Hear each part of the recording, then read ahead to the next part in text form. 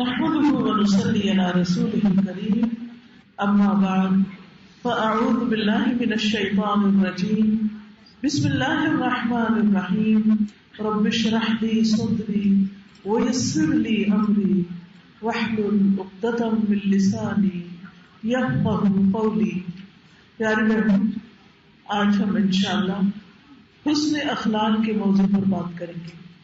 حسن اخلاق، حسن کا معنی کیا ہوتا ہے؟ خوبصورتی، اور اخلاق جو ہماری آداب ہوتی. حسن اخلاق یعنی اخلاق کی خوبصورتی. آپ سب جانتے ہیں کہ قیامت کے دن ہمارے نامہ اعمال میں سب سے بھاری وزنی نیکی جو ہوگی وہ حسن اخلاق ہوگی، اچھا اخلاق ہوگی. لیکن یہ اخلاق ہوتا کیا ہے؟ اخلاق کا لفظ عربی زبان میں خلق کی جمع ہے.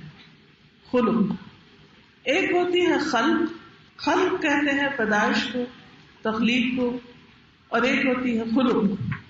خلق جو ہے ہمارا جسم، ہماری فزیک، ہماری شکل و صورت، ہمارا قد، ہمارا رنگ، یہ سب کچھ ہماری خلق بتاتا ہے کہ ہمارے لکس کیسے ہیں، ہم دکھائی کیسے دیتے ہیں. اور اس میں ہماری اپنی کم ہی چوائس ہوتی. ہمارا رنگ ہم نے سلیکٹ نہیں کیا، اللہ سبحانہ تعالیٰ نے دیا. ہماری آنکھیں، ہمارا ناک، ہماری چال ڈھال، اس میں بہت سی چیزیں ایسی ہیں ہماری جسمانی تخلیق سے جو تعلق رکھتی ہیں، یہ اللہ کی دین ہے. ہاں، کچھ لوگ اس کی حفاظت کرتے ہیں اور وہ خوبصورت دکھائی دیتے ہیں، اور کچھ لوگ اس کی طرف سے بے احتیاطی برتتے ہیں، بے پرواہی برتتے ہیں اور طرح طرح کی جسمانی تکلیفوں میں مبتلا ہو جاتے ہیں، تو بظاہر بھدے نظر آتے ہیں. لیکن اس کے باوجود صرف خلق یا انسان کی شکل و صورت اسے خوبصورت نہیں بناتی، بلکہ اصل خوبصورتی انسان کے اندر اس کی خلق سے آتی، اس کے اخلاق سے آتی، اس کی اچھی عادات سے آتی. تو خلق کا لفظی معنی ہوتا ہے طبیعت، جبلت. حقیقت میں یہ انسان کی باطنی صورت ہے. ایک انسان کا ظاہر ہوتا ہے اور ایک انسان کا باطن ہوتا ہے. تو یہ انسان کی باطنی صورت ہے، اندر کیا ہے انسان، ہم اصل میں کیا ہیں. اس سے مراد انسان کا نفس ہوتا ہے، انسان کی صفات ہوتی ہیں جن سے وہ پہچانا جاتا ہے، جن سے پتہ چلتا ہے کہ انسان واقعی خوبصورت ہے یا نہیں. تو اصل خوبصورتی نفس کی خوبصورتی ہے، روح کی خوبصورتی ہے، باطن کی خوبصورتی ہے، انسان کی صفات کی خوبصورتی ہے، اس کی اندر کی خوبصورتی ہے. جو انسان اندر سے خوبصورت ہوتا ہے وہ باہر سے بھی خوبصورت نظر آتا ہے، خواہ وہ دنیا کے سو کالڈ پیمانے کے مطابق ایک معمولی شکل و صورت کا انسان ہو. اس کی وہ شکل و صورت معمولی نہیں ہوتی بلکہ بہت ہی خوبصورت ہوتی ہے. بلال حبشی رضی اللہ عنہ کے پاس ظاہری شکل و صورت نہیں تھی، انتہائی سیاہ رنگ کے مالک اور ناک بھی چوڑی، اور عام طور پر جو ہمارے ہاں حسن کا معیار بتایا جاتا ہے اس میں سے وہ کسی چیز پر پورے نہیں اترتے تھے. کوئی خاندانی حسب نسب بھی نہیں تھا، کوئی بہت بڑی فیملی نہیں تھی، کچھ بھی نہیں تھے. لیکن آج جب ان کا نام آتا تو ہماری آنکھیں تر ہو جاتی. جب ان کے مقام کا ہمیں پتہ چلتا ہے تو اندازہ ہوتا ہے کہ وہ کتنی عظیم شخصیت ہے. اور یہ کیوں تھا؟ ان کے اخلاق کی وجہ سے، ان کے کردار کی وجہ سے، ان کے اعمال کی وجہ سے. تو یاد رکھیے، خلق انسانی نفس کی ایسی حالت کا نام ہے جس کی وجہ سے بغیر سوچ و بچار کے، بغیر غور و فکر کے اچھے یا برے افعال سرزد ہو جاتے ہیں. یعنی جو ہم اندر ہوتے ہیں، جتنی ہماری اندرونی میچورٹی ہوتی ہے، خوبصورتی ہوتی ہے، اس کے مطابق ہر چیز ظاہر میں بھی ہماری عادات ویسی ہی ہونے لگتی. کچھ چیزیں ہوتی ہیں جو ہم بہت سوچ سمجھ کے اپنے آپ کو کنٹرول کر کے کر رہے ہوتے ہیں، لیکن کچھ چیزیں ایسی ہوتی ہیں کہ جو ہم لاشعوری طور پہ کر رہے ہوتے ہیں. مثلا میں نے بات کرتے کرتے اپنا ہاتھ ہلایا، اب یہ ہاتھ یہاں تک ہلا، یہاں تک گیا، یہاں تک گیا. یہ عموماً سوچ سمجھ کے نہیں اٹھایا جاتا، یہ جو کچھ ہم اندر سے سوچ رہے ہوتے ہیں یا جس درجے کی سردی گرمی محسوس کر رہے ہوتے ہیں اس کے مطابق وہ ہاتھ ہلتا چلا جاتا ہے. تو ہماری ایک زبان تو منہ کے اندر ہے اور ایک ہماری پوری باڈی بھی ایک زبان رکھتی جس کو ہم باڈی لینگویج کہتے ہیں, کہ جس کا اظہار ہماری عادات سے, ہمارے جیسچر سے, ہمارے ریفلیکشن سے, ہمارے معاملے سے ہو رہا ہوتا ہے. تو یاد رکھیے کہ اخلاق ایک ایسا علم ہے جس کا موضوع, جس کا ٹاپک وہ قیمتی احکامات ہیں جن کا تعلق ہمارے اعمال کے ساتھ ہے. یعنی آپ کے پاس کتاب آ گئی حسن اخلاق کی, اس میں نبی صلی اللہ علیہ وسلم کی احادیث ہیں اور کچھ قرآنی آیات ہیں. ان سب کا تعلق انسان کے عمل سے ہے. یعنی اخلاق کا موضوع کیا ہے؟ عمل. ہماری ظاہری شخصیت, ہمارا برتاؤ, ہمارے ریئیکشن, ہمارے دوسروں کے ساتھ کیے گئے معاملات. تو جس کا یہ عمل اچھا ہوگا اس کا اخلاق اچھا ہوگا, اور جس کا یہ عمل بدصورت ہوگا, برا ہوگا, اس کا اخلاق کبھی بھی خوبصورت نہیں ہو سکتا. تو اخلاق کی دو قسمیں ہوتی ہیں. ایک جو قدرتی طور پر عادات ہمارے اندر ہوتی ہیں. آپ نے دیکھا ہوگا کہ آپ کے سب بہن بھائیوں کی عادتیں مختلف ہیں. آپ کے سب بچے آپ کے پیدا کیے ہوئے ہیں, آپ کے گھر میں آپ کے ہاتھوں پلے ہیں, لیکن ہر ایک کی عادت فرق ہے, ہر ایک کا مزاج فرق ہے, ہر ایک کے ریئیکشنز فرق ہیں. کیوں؟ اس لیے کہ وہ ایک خاص طریقے پر پیدا ہوئے, وہ عادتیں وہ ساتھ لے کر آئے ہیں. یہ ان کی نیچرل طبیعت ہے, یہ ان کی طبیعت میں ہے. تو یہ فطری مزاج ہوتا ہے جو اللہ تعالیٰ نے ہر ایک کا مختلف رکھا ہوتا ہے. مثلاً آپ نے دیکھا ہوگا کہ کچھ بچے چھوٹی چھوٹی بات پر رونے لگتے ہیں, وائن کرتے رہتے ہیں, کچھ چھوٹی سی چیز سے ڈر جاتے ہیں, بزدل ہوتے ہیں, حتیٰ کہ چھوٹی سی آواز بھی ان کو اتنا ڈرا دیتی ہے کہ آپ نے دیکھا کہ بعض بچے ذرا سی آواز ایسی سنیں چیخ داڑ مچا دیتے ہیں. تو یہ قدرتی ان کے اندر ایک ٹینڈنسی ہوتی ہے کہ وہ مختلف چیزوں سے کس طرح ریئیکٹ کر رہے ہوتے ہیں. یہ بالکل ایسا ہی ہے جیسے کچھ بچے صحت مند سلامت پیدا ہوتے ہیں اور کچھ بچے الرجیز لے کے پیدا ہوتے ہیں, اور وہ پیدا ہوتے ہی طرح طرح کی بیماریوں کا شکار ہوتے ہیں. تو ان چیزوں کی جو ہمارے ساتھ آتی ہیں, مثلاً بیماریاں اگر پیدائش کے ساتھ ہی ہمیں مل گئی تو پھر کیا کرتے ہیں ماں باپ؟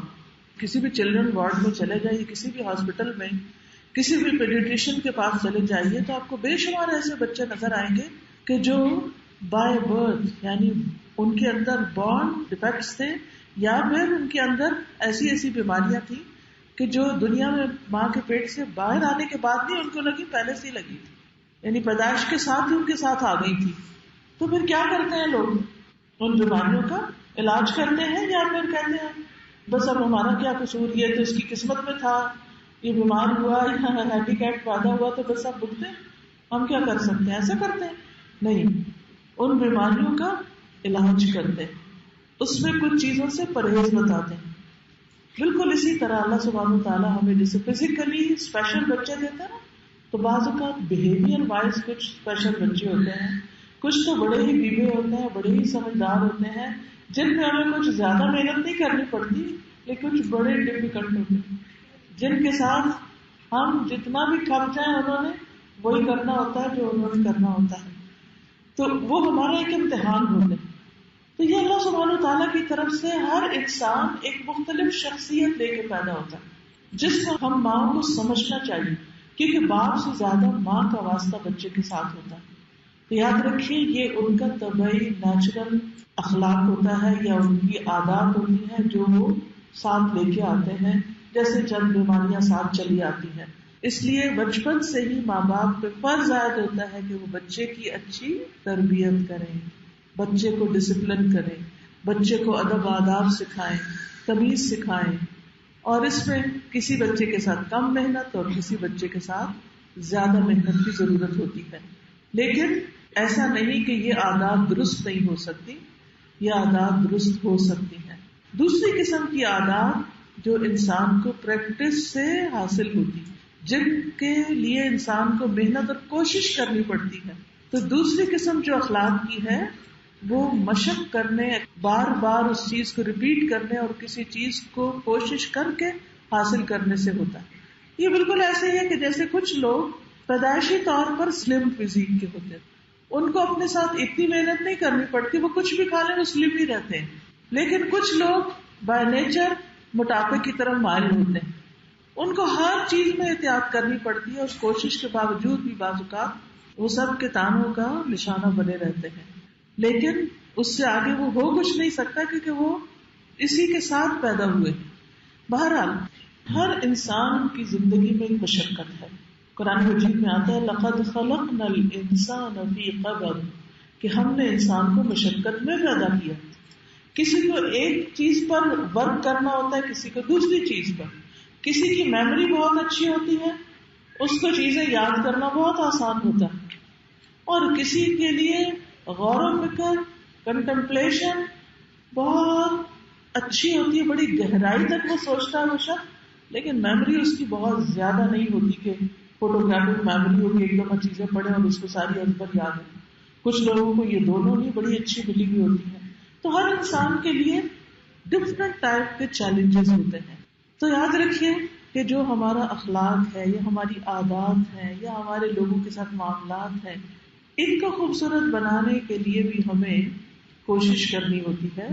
ہر شخص کو کم یا زیادہ محنت اور کوشش کی ضرورت رہتی ہے.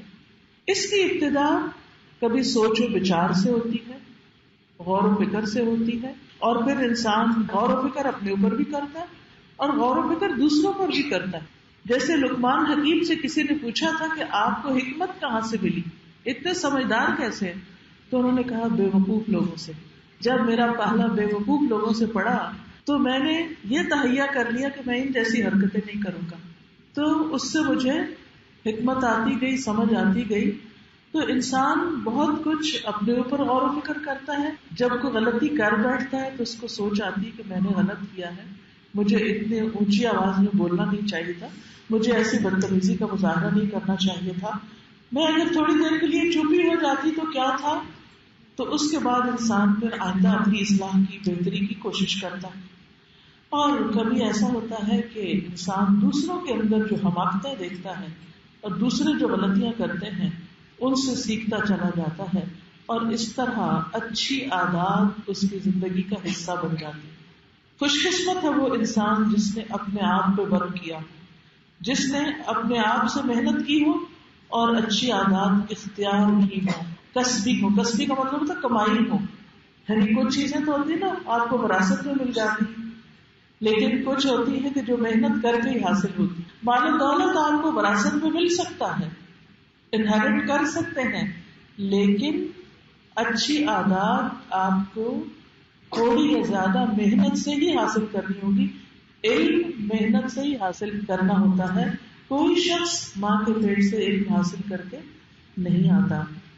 یاد رکھیے کہ انسان کی سیرت یا اس کا کردار اس کی زندگی کی رفتار کو ڈٹرمن کرتا ہے. کہتے ہیں نا کہ your attitude determines your altitude, یعنی آپ کتنی بلندی پہ جاتے ہیں، کتنے بہترین انسان بنتے ہیں، یہ آپ کا ایٹیٹیوڈ جو ہے مختلف چیزوں کے بارے میں، جو آپ کے رویے ہیں، اس سے آپ کی ڈائریکشن کا تعین ہوگا، اور پھر آپ کی زندگی میں جو گول ہوگا یا جو آپ کا مقصد ہوگا اس کو آپ جلدی یا بدیر پا سکیں گے.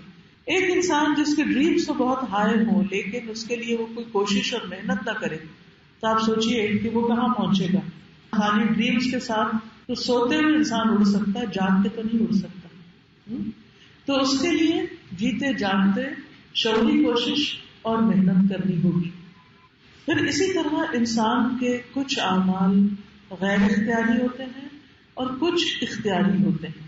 غیر اختیاری کیا ہوتے ہیں کہ جن پر اسے کنٹرول نہیں ہوتا، لیکن بہت سی چیزیں ہیں جن پر انسان کو کنٹرول ہوتا ہے.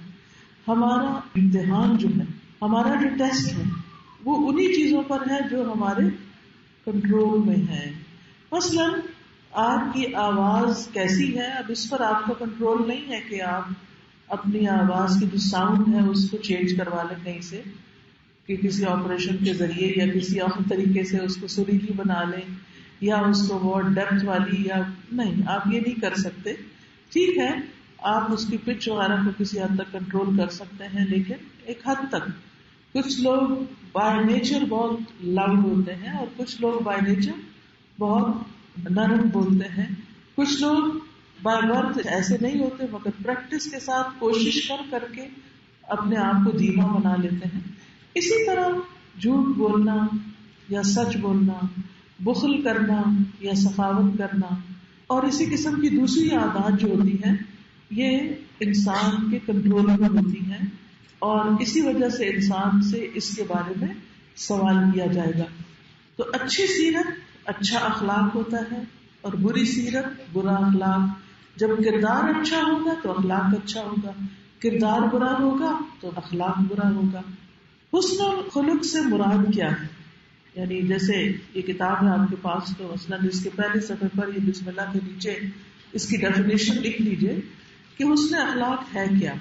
بعض لوگوں نے کہا اس سے مراد لوگوں کو تکلیف نہ دینا، ان کے اوپر سخاوت کرنا، ان کی پہنچائی ہوئی تکلیفوں پر صبر کرنا، خندہ پیشانی سے پیش آنا. اس کا ضابطہ وہ ہے جو اللہ نے ذکر کیا، خذ العفو، درگزر اختیار کرو، وأمر بالعرف، نیکی کا حکم دو، وأعرض عن الجاہلین، اور جاہلوں سے کنارہ کر لو. یعنی اچھا اخلاق پھر کیا ہوا کہ کسی کو تکلیف نہیں دینی. اگر انسان اپنا یہ معیار بنا لے، کرائٹیریا بنا لے کہ میں نے کسی کو تکلیف نہیں دینی، تو آپ دیکھیں کہ وہ کس طرح سمٹ کر سنبھل کر سوچ سمجھ کے چلے گا. اس کی چال ڈھال، آواز، گفتگو، اس کی ہر چیز، اس کا کام، اس کا پروفیشن، اس کی جاب، ہر چیز کے اندر وہ احتیاط برتے گا، کیونکہ اس کا گول کیا ہے کہ اس نے کسی کو تکلیف نہیں دینی. اب دیکھیے دو طرح کے ڈاکٹر ہوتے ہیں. ایک کے پاس آپ جاتے ہیں تو وہ ٹھنڈا ہاتھ لگانے سے پہلے اپنے ہاتھ کو گرم کر کے پھر آپ کو ٹچ کرتے ہیں، یا کہیں اگر وہ کچھ کرتے ہیں تو پہلے آپ کو بتاتے ہیں کہ میں آپ کے ساتھ یہ کرنے والی ہوں. اور دوسرے یہ پرواہ نہیں کرتے، بھیڑ بکری کی طرح ٹریٹ کرتے ہیں. تو ہیں تو دونوں ہی ڈاکٹر، لیکن دونوں کے رویے میں بہت بڑا فرق آ گیا. ایک نے فائدہ پہنچانے کے لیے آپ کے ساتھ نرمی سے معاملہ کیا، اور دوسرے نے آپ کو فائدہ دینے کے لیے آپ کے ساتھ سختی سے معاملہ کیا. اب فرق یہیں سے دونوں کے معاملے اور رویے سے ہو جائے گا. تو ہم سب بھی اگر چاہتے ہیں کہ ہمارا اخلاق اچھا ہو، تو پہلی چیز، پہلا ریزولوشن اپنے ساتھ کیا بنائیں کہ میں نے کسی کو تکلیف نہیں دینی، نہ ہاتھ سے، نہ زبان سے، اور نہ اپنی کسی جسچر سے. دوسری چیز، دوسروں پہ سخاوت کرنی، دینے والا بننا ہے. چاہے سلام ہو، چاہے اسمائل ہو، چاہے مال ہو، چاہے علم ہو، چاہے اچھا مشورہ، کسی بھی طرح کسی کی کوئی ہیلپ ہو، میں نے دینا ہے، دینے والا بننا ہے. یہ کبھی نہیں ہو سکتا کہ کوئی انسان بخیل ہو، کسی کی کخ مدد نہ کرے اور پھر کہا جائے کہ وہ بڑا اچھے اخلاق کا ہے. نیور. سخی لوگ ہی اچھے اخلاق والے ہوتے ہیں. تو دوسرے لفظوں میں سخی بننا، جو دیتے ہیں انہی کو ملتا ہے، جو بے غرض ہو کے دیتے ہیں ان کو رب دیتا ہے. تو یہ اپنی زندگی کا اصول بنانا ہے اگر آپ اچھے اخلاق کو اپنانا چاہتے ہیں. تیسری چیز، آپ تو تکلیف نہیں دے رہے، کسی اور نے دے دی آپ کو، اب کیا کریں؟ جب آپ بھی ایک لگائیں، اس کو ایک کی بجائے دو لگائیں تاکہ آئندہ سبق سیکھے اور آپ کی طرف نہ بڑھے. نہیں، معاف کر دیں، ویسے سمجھا دیں کہ ایسا نہیں کرو، لیکن صبر کرنا سیکھیں. صبر. مگر ہمارا انسٹنٹ ریئیکشن کسی تکلیف پر کیا ہوتا ہے؟ گاڑی چلاتے ہوئے ذرا سی کوئی چیز مرضی کے خلاف ہو جائے تو اپنی سیٹ پر بوائل ہونے لگتا ہے، اور دوسرا کچھ سنے یا نہ سنے ہم کچھ نہ کچھ بول ضرور دیتے ہیں. یہ ہمارا اندر ہوتا ہے نا جو باہر آ جاتا ہے اس دھکا لگنے سے. جیسے اس بوتل میں پانی گرم ہے یا ٹھنڈا ہے دیکھ کے تو نہیں پتا چلے گا، لیکن اگر یہ چھلکی تو کیا ہوگا، چھینٹے آپ پہ پڑے تو پتا چل جائے گا کہ یہ ٹھنڈا تھا یا گرم تھا. اسی طرح ایک انسان جب تک چپ بیٹھا کوئی پتا نہیں، سب اپنی اپنی گاڑیوں میں ڈمیوں کی طرح جا رہے، کوئی پتا نہیں، لیکن ذرا سی مرضی کے خلاف بات ہوئی تو پتا چل گیا چہرے کی تیوریوں سے یا ہونٹوں کے ہلنے سے یا کسی طرح کے بھی اشارے سے سمجھ آ گئی کہ یہ کیسا انسان ہے. اور اگر نو پرابلم انسان ہو تو کہتے ہیں کہ انسان تھا نا، ہو گئی اس سے بھی غلطی، ضروری تو نہیں کہ جان کے کی ہوگی، بس ہو گئی نا، نو پرابلم، یہ کہہ کے وہ آگے چلا جاتا ہے، اپنے آپ کو بھی ٹھنڈا رکھتا ہے اور دوسرے کو بھی پریشانی سے بچاتا ہے، دوسرے کو بھی تکلیف نہیں دیتا۔ چوتھی چیز، ہر ایک سے خندہ پیشانی سے ملنا، یعنی اپنا ہو یا پرایا ہو، جانتے ہو یا نہ جانتے ہو، ہر ایک سے اسمائل کر کے بات کر، کیونکہ سارے اللہ کی مخلوق ہے نا، اللہ کے بندے ہیں، کوئی ہندو ہے، سکھ ہے، کرسچن ہے، یہودی ہے، کوئی بھی ہے، کس کے بندے ہیں وہ؟ کوئی گورا ہے، کالا ہے، کس کی شکل کیسے ہے، کس طرح ہے، کس نے بنایا اس کو؟ اللہ نے بنایا۔ جب آپ یہ سمجھ کے سب سے معاملہ کریں گے نا، یہ میرے پیارے رب کی مخلوق ہے، یاد رکھیں، کتے کے پاس سے بھی گزریں گے تو اس کو بھی اسمائل دیں گے، پھر آپ ڈسکریمنیشن نہیں کریں گے، ہاں ٹھیک ہے اس کی رال سے بچیں گے لیکن اس کو پتھر مار کے نہیں گزریں گے۔ اللہ کی کسی مخلوق کو بھی تکلیف نہیں دیں گے، کیونکہ میرے رب نے بنائی نا، کسی کام سے ہی بنائی ہوگی، تو مقصد ہوگا اس کا، تو مجھے ان چیزوں سے نفرت کرنے والا بنا کے نہیں بھیجا گیا۔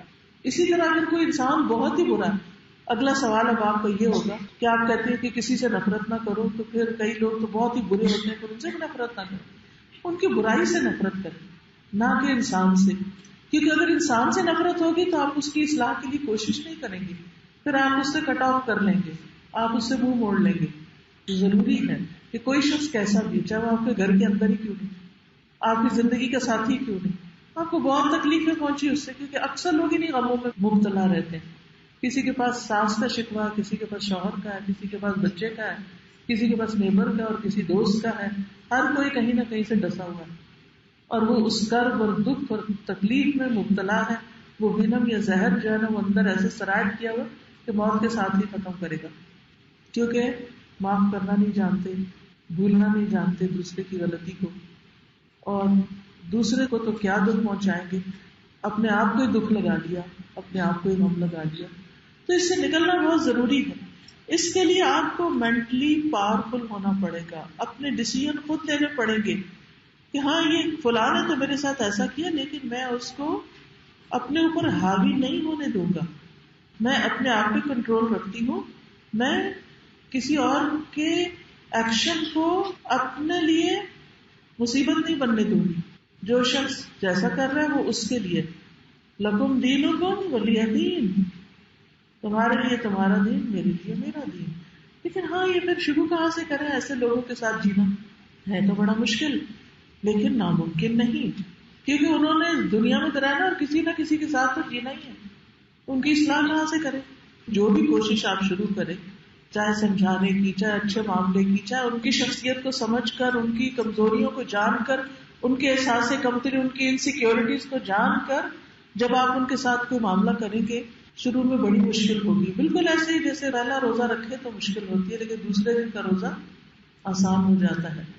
قرآن مجید میں سورۃ الضحیٰ میں اللہ سبحانہ تعالیٰ نے ایک بڑا خوبصورت اصول دیا ہے ہمیں مشکل سے مشکل کام کرنے کا، اور وہ ہے وَلَلْآخِرَةُ خَيْرٌ لَكَ مِنَ الْأُولَىٰ وَلَلْآخِرَةُ خَيْرٌ لَكَ مِنَ الْأُولَىٰ، آخرت تمہارے لیے زیادہ بہتر ہے پہلی حالت سے، آخری حالت پہلی حالت سے بہتر ہے، اور یہ ہر معاملے میں ہوتا ہے۔ آپ ڈائٹنگ شروع کرتے ہیں، آپ پڑھائی شروع کرتے ہیں، آپ بچہ سنبھالنا شروع کرتے ہیں، پہلا بچہ سنبھالنا کتنا مشکل ہوتا ہے، لیکن دوسرا تیسرا پھر اس سے کم، تو کوئی بھی کام یاد رکھیے، چاہے ابھی یہاں بہت ساری بہنیں اپنے ریفلیکشنز دے کر گئی ہیں، قرآن مجید نے کس طرح ان کی زندگیوں کو بدلا، سن کر بہت خوشی ہوئی کہ اللہ نے ان کو اتنی بڑی نعمت سے نوازا ہے کہ جس کے بارے میں قرآن مجید خود کہتا ہے هو خیر مما یجمعون، کہ یہ ان کے لیے بہتر ہے جو بھی وہ جمع کر رہے ہیں، دنیا کا مال متاع،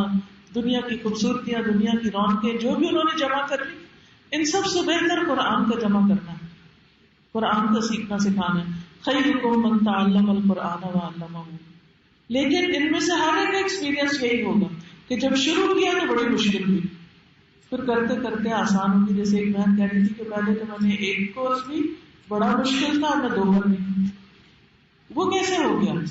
اس لیے کہ جب انسان کوئی کام شروع کرتا ہے تو مشکل ہوتی ہے، پھر کرتا رہتا ہے، اپنے اوپر جبر کرتا ہے، پھر وہ آسان ہو جاتا ہے۔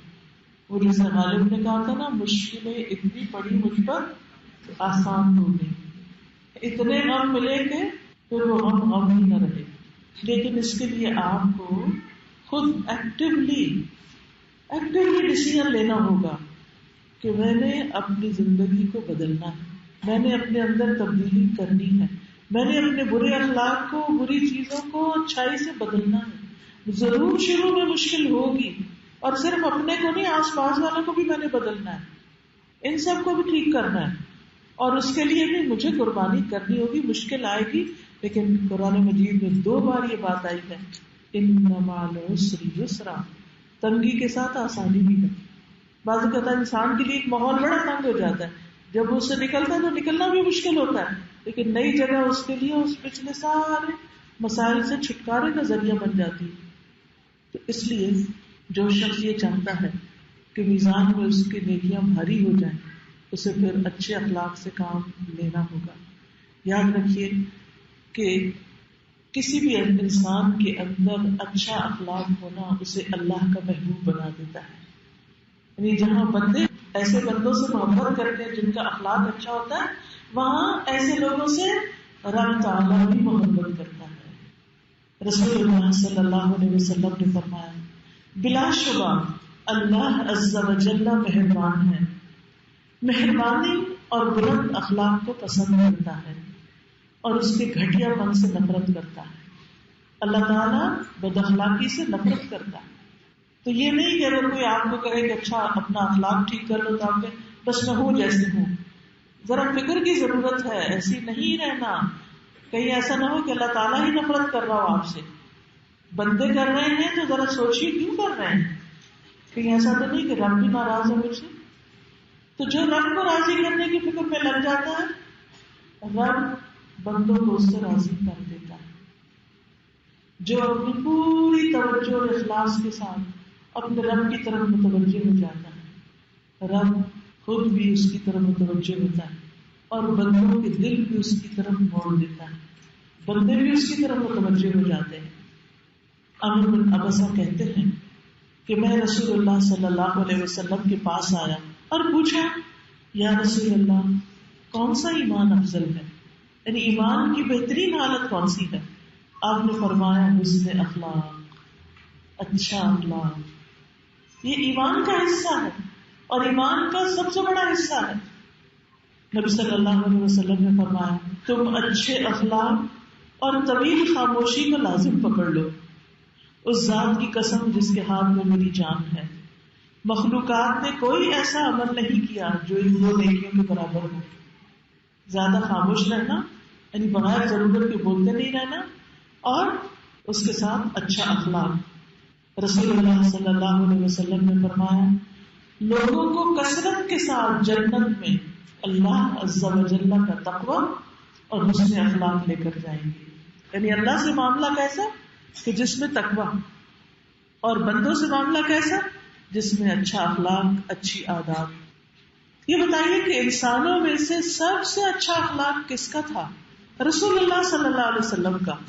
جن کے اچھے اخلاق کی گواہی کس نے دی؟ اللہ سبحانہ وتعالیٰ نے. سورۃ قلم آیت 4 میں آتا ہے, وَإِنَّكَ لَعَلَىٰ خُلُقٍ عَظِيمٍ. اللہ تعالیٰ کا ارشاد ہے, اور بے شک تم اخلاق کے بڑے مرتبے پر ہو. یعنی صرف اچھے اخلاق والے نہیں, اخلاق کے بلند ترین مرتبے پر ہو. اس کی وجہ کیا تھی؟ کیا خوبیاں تھیں آپ کے اخلاق کی؟ کیا چیز تھی آپ کے اخلاق میں؟ دوسری آیت دیکھیے, قال اللہ تعالی فبما رحمت من اللہ لنت لهم ولو كنت فظا غلیظ القلب لانفضوا من حولك. بس اللہ کی رحمت کی وجہ سے آپ ان کے لیے نرم مزاج ہیں, آپ ان کے لیے نرم مزاج ہیں. اگر آپ تند ہو, سخت دل ہوتے تو یہ آپ کے ارد گرد سے چھٹ جاتے, آپ کو چھوڑ جاتے. یعنی صحابہ پھر آپ کو چھوڑ دیتے. کتنا بڑا کام کیا آپ نے, لیکن نرمی کے ساتھ کر لیا سارا. ہم سمجھتے ہیں کام ہونے کا نہیں جب تک سختی نہ ہو, مار پٹائی نہ ہو, تشدد نہ ہو, ایکسٹریمزم نہ ہو. نہیں, دل محبتوں سے جیتے جاتے ہیں. محبت فاتح عالم. اس سے محبت کرنا تو آسان ہوتا ہے جو ہم سے محبت کرتا ہے, لیکن اس سے محبت کرنا مشکل ہوتا ہے. جسے ہم سے کوئی محبت نہیں، ہم سے کوئی تعلق نہیں. یہ بھی ہمارے لیے ایک چیلنج ہوتا ہے. اگر ہمارا بچہ ہماری پرواہ نہیں کرتا تو یہ چیلنج ہے ہمارے لیے، اور ہمیں پھر اس پر کام کرنا ہے کہ کس طرح اس کی محبت حاصل کی جائے. اور پہلے وہ مجھے طریقہ بتا دیا کہ توجہ اللہ کی طرف کر لی جائے، دعا اس سے مانگی جائے، ہدایت اس سے لی جائے، طریقہ اس سے سیکھا جائے. اور وہ بتا دیا گیا نبی صلی اللہ علیہ وسلم کی سیرت کے ذریعے، فَبِمَا رَحْمَةٍ مِّنَ اللَّهِ لِنتَ یا حی یا قیوم برحمتک استغیث. خوب دعا پڑھے کہ اللہ اس معاملے میں تو اپنی رحمت کر دے مجھ پر.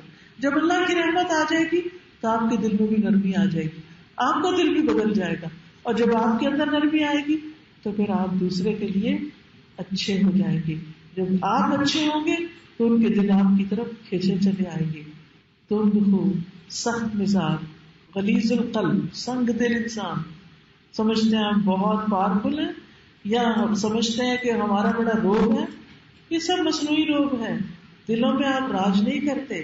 اگر نبی صلی اللہ علیہ وسلم کے اندر یہ سختی ہوتی تو آپ کو بتایا گیا کہ لوگ آپ سے بھی بھاگ جاتے. سوچئے آج لوگ دین والوں سے کیوں بھاگتے ہیں؟ کیوں بھاگتے ہیں؟ ان کے برے اخلاق کی وجہ سے. پڑھ تو انہوں نے بہت کچھ لیا، رٹ بھی لیا، سب کچھ کر لیا، لیکن وہ اخلاق نہیں اپنایا. اخلاق تو سراسر عملی کا نام ہے.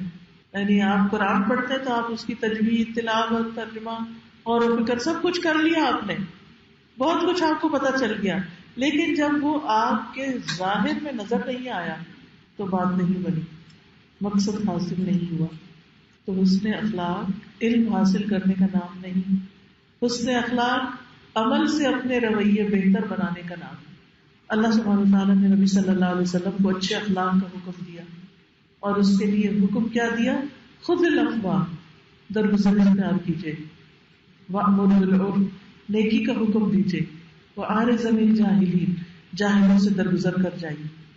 پہلی حدیث ہے اس میں عن انس بن مالک عن ابی ہریرہ ان رسول اللہ صلی اللہ علیہ وسلم قال انما بعثت لأتمم صالح الاخلاق، رواہ البخاری. سیدنا ابو ہریرہ رضی اللہ عنہ سے روایت ہے کہ رسول اللہ صلی اللہ علیہ وسلم نے فرمایا، بے شک میں اچھے اخلاق کی تکمیل کے لیے بھیجا گیا. یعنی نبی صلی اللہ علیہ وسلم کو کیوں بھیجا گیا؟ تاکہ آپ لوگوں کے اندر اچھا اخلاق پیدا کریں، اچھے اخلاق کی تکمیل کے لیے آپ بھیجے گئے. تو گویا آپ کی امت کو پھر کیسا ہونا چاہیے؟ سب سے اچھے اخلاق والا، کہ کوئی بھی دیکھے تو کہے یہ محمد صلی اللہ علیہ وسلم کی امت ہے، ان کے اخلاق بہت اچھے ہوتے ہیں، یہ آپ کی پہچان ہو جائے، تب آپ صحیح امتی ہیں. اور اگر یہ پہچان نہیں، لوگوں کے ساتھ معاملہ ہمارا درست نہیں، تو پھر ہم اپنے دین کی صحیح نمائندگی نہیں کر رہے. اگلی حدیث ہے سیدنا انس بن مالک رضی اللہ عنہ سے روایت ہے کہ رسول اللہ صلی اللہ علیہ وسلم لوگوں میں سب سے زیادہ اچھے اخلاق کے حامل تھے. حضرت عائشہ نے آپ کے اچھے اخلاق کی کیسے تعریف کی؟ کان خلقہ القرآن، کہ آپ کا اخلاق قرآن تھا. اس سے یہ بات پتہ چلتی ہے کہ جب تک قرآن نہ پڑھا جائے اخلاق اچھا نہیں ہو سکتا. یعنی سمجھ کے پڑھنا مراد ہے. آج اللہ کا شکر ہے کہ ہم سب خود بھی عربی میں قرآن پڑھنے کی کوشش کرتے ہیں، بچوں کو بھی مسجدوں میں لے جاتے ہیں، ان کو بھی پڑھواتے ہیں. اللہ تعالیٰ سب کی کوششیں قبول کرے. ماں باپ کی جو چھوڑ کے آتے ہیں، تکلیف اٹھاتے ہیں، بچوں کی جو محنت سے پڑھتے ہیں، استادوں کی جو محنت سے پڑھاتے ہیں، بہت ساروں کی کوشش شامل. لیکن یاد رکھیے کام پورا نہیں ہوا، کام ابھی بھی ادھورا ہے، کیونکہ بچوں کو سمجھ نہیں آئی کہ وہ کیا پڑھ رہے ہیں. اس لیے میری ریکویسٹ یہ ہے کہ زیادہ سے زیادہ ایسے قرآن ٹیچرز پیدا ہوں کہ جو لوگوں کو قرآن سمجھائیں بھی، صرف پڑھائیں نہیں سمجھائیں بھی. قرآن صرف پڑھیے نہیں سمجھیے بھی، تاکہ اس کا اصل مقصد پورا ہو. قرآن کے دنیا میں آنے کا اصل مقصد کیا تھا؟ ہدی للناس، یہ لوگوں کی ہدایت کے لیے آئی ہے کتاب.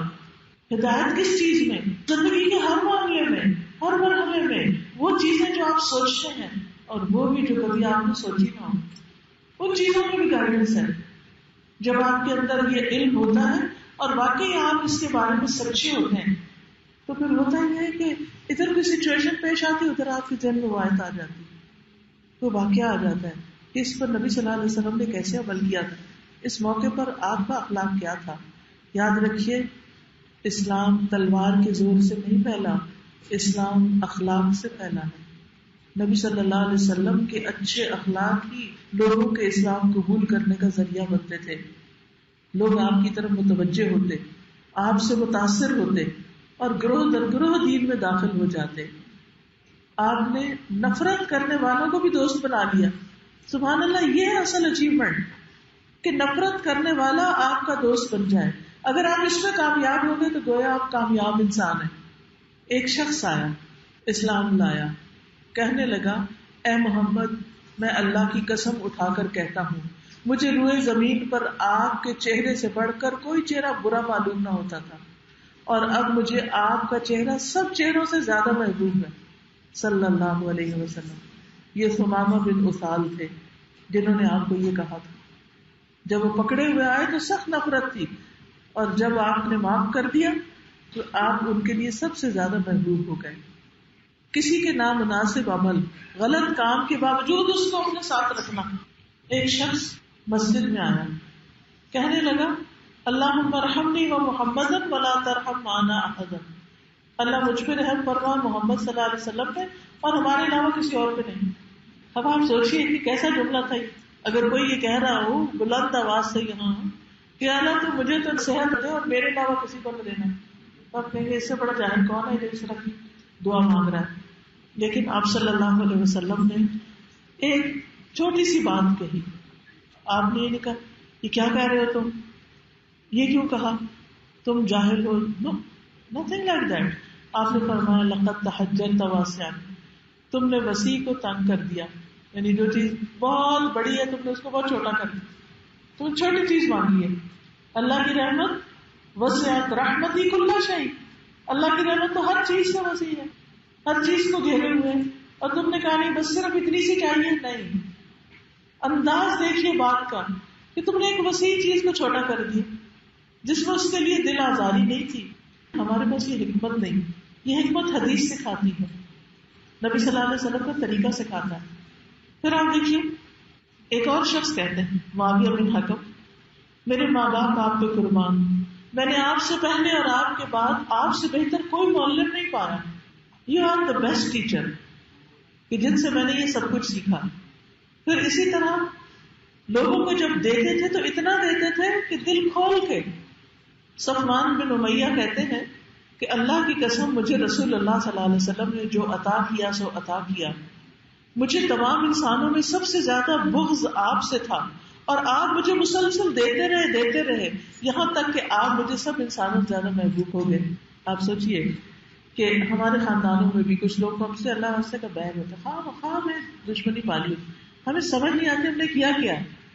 ہم نے کچھ نہیں کیا ہوتا، وہ ان کی ایکسپیکٹیشن میں پورے نہیں اترتے، کیونکہ ان کو ہم سے بہت کچھ چاہیے ہوتا ہے اور ہمیں وہ کچھ اپنے لیے چاہیے ہوتا ہے، لہذا وہ ہم سے ناراض ہی رہتے ہیں. یہاں بھی نبی صلی اللہ علیہ وسلم کی سیرت کہ ایسے سسرالی رشتے خاص طور پہ یا ایسے بہن بھائی کہ جن کو اللہ نے اتنا نہیں دیا جتنا آپ کے پاس ہے، دیتے رہیے. تھینک یو نہیں بھی کرے تو دیتے رہیے. ایک وقت آئے گا کہ آپ کے قدردان ہوں گے، زندگی میں نہیں تو موت کے بعد، اور وہ سب سے بڑی گواہی ہوتی ہے اور وہ آپ کے اعمال نامے میں لکھی جائے گی. ایک شخص آپ کے پاس آیا تو آپ کے پاس اس وقت غنائم کا مال آیا، 2 پہاڑوں کے بیچ میں بے شمار بکریاں، شاید 200 یا اس سے زائد. وہ آپ کے پاس آیا، آپ نے دیکھا کہ وہ وادی کی طرف دیکھ رہا ہے کہ محمد صلی اللہ علیہ وسلم کے پاس اتنا مال آئے. آپ کے اپنے حالات فائنینشلی کو بہت اچھے نہیں تھے، آپ نے کہا تمہیں یہ پسند نہیں، اچھا لے جاؤ ساری. کچھ شخص حیران ہو گیا، اپنی قوم کے پاس جا کے کہتا ہے لوگوں مسلمان ہو جاؤ، محمد صلی اللہ علیہ وسلم اتنا دیتے ہیں کہ جنہیں دے کے فقر کا خوف نہیں ہوتا کہ غریب ہو جاؤں گا. تو یہ سخاوت تھی آپ کی، اچھا اخلاق جس سے لوگ مسلمان ہوئے. پھر دشمنوں کو نوازنا، وہ دشمن جس نے رات گزاری آپ کے گھر میں اور آپ کو بستر خراب کر کے بھاگ گیا، آپ نے اس کو بھی کچھ نہیں کہا، اس کا بستر خود اٹھا کے صاف کر لیا.